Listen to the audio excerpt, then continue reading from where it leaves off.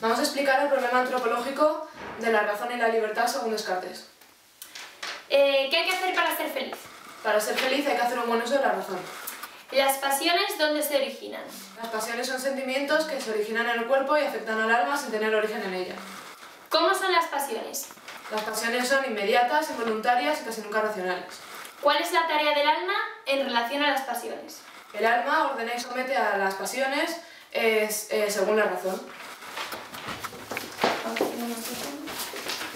Vamos a hacer una demostración. La razón ordena al alma que someta a las pasiones.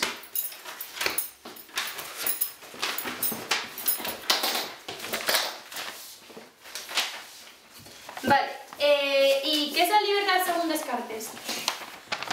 La libertad según Descartes es hacer un buen uso de la voluntad para elegir lo bueno y lo malo. ¿Y qué nos permite la libertad? La libertad nos permite ser dueños de la naturaleza y de nuestras propias acciones.